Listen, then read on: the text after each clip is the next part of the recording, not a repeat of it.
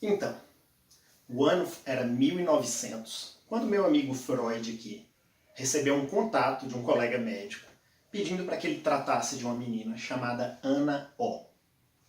Essa menina ela sofria de histeria e ela não conseguia beber água. Ela estava à beira da morte em função de não ingerir água.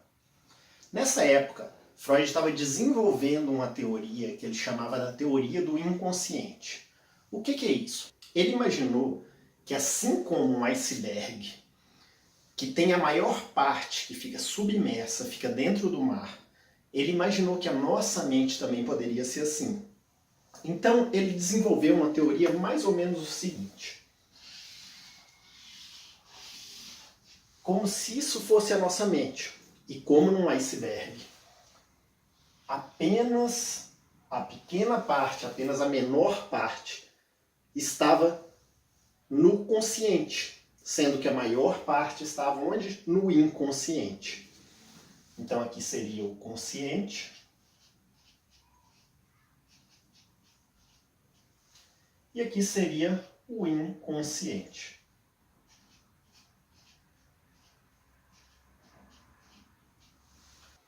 A teoria de Freud funcionava mais ou menos assim. Ele acreditava que essas questões inconscientes, ou seja, traumas ou desejos, mesmo sem a gente lembrar, mesmo sem a gente saber, isso atuava no consciente. O que ele dizia era que aquelas mulheres que sofriam de histeria, na verdade elas não tinham realmente nenhum problema físico, mas elas tinham um problema psicológico que ficava no inconsciente. E ele começou a fazer algumas experiências.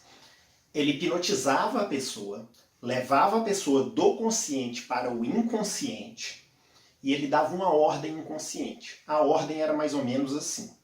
Depois que eu te acordar, ou seja, depois que eu te trazer aqui para o consciente, vai passar 5 minutos, você vai levantar e vai abrir a janela. Ele acordava a pessoa, perguntava à pessoa, você lembra de alguma coisa? A pessoa respondia, não, eu não me lembro de nada. Ele, ok, vamos continuar conversando. Passava-se 5 minutos. Imagina o que a pessoa fazia. A pessoa se levantava e abria a janela. O que Freud conseguiu comprovar com isso? Que uma ordem dada inconsciente, mesmo sem a pessoa saber, ela atuava no consciente. Daí ele resolveu tentar uma outra experiência, trazendo essa ordem do inconsciente para o consciente. Era mais ou menos assim. Ele hipnotizava a pessoa e dizia para a pessoa, durante o processo da hipnose, enquanto ela estava no inconsciente, ele dava a ordem. Eu vou te acordar, depois de 5 minutos, você vai levantar e vai abrir a janela. A mesma ordem que ele deu anteriormente. Ele acordava essa pessoa e perguntava, você lembra de alguma coisa? A pessoa respondia, não, eu não me lembro de nada. Ele, olha só, quando você estava hipnotizado, eu te dei uma ordem. Eu te disse para você, depois de 5 minutos, levantar e abrir a janela. Você lembra disso?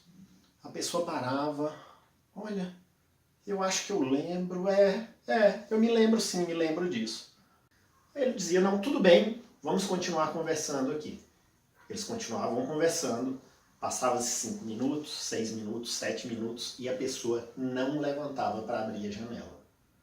O que ele conseguiu comprovar com isso? Que uma ordem, quando é dada no inconsciente e a gente consegue trazer ela para o consciente, ela deixa de atuar. No caso da nossa amiga Ana O, do início desse vídeo, o que ele fez foi, durante um processo semelhante a esse, ele conseguiu acessar memórias dessa menina, onde durante a infância dela, ela era obrigada pela babá a tomar água na mesma vasilha do cachorro. Esse trauma que foi gerado na infância estava impossibilitando ela, naquele momento, de tomar água, de ingerir água.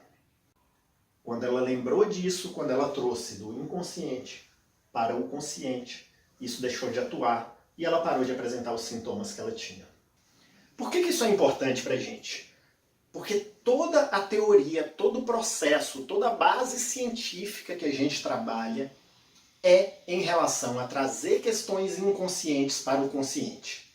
Ou seja, em iluminar aqueles recantos que por vezes nem você se lembra, por vezes nem você sabe.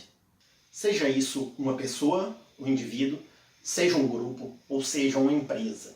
Acredite, uma empresa também tem questões inconscientes que talvez você não saiba. A gente precisa trazer luz para isso. A gente precisa iluminar, a gente precisa trazer isso à tona. Obrigado.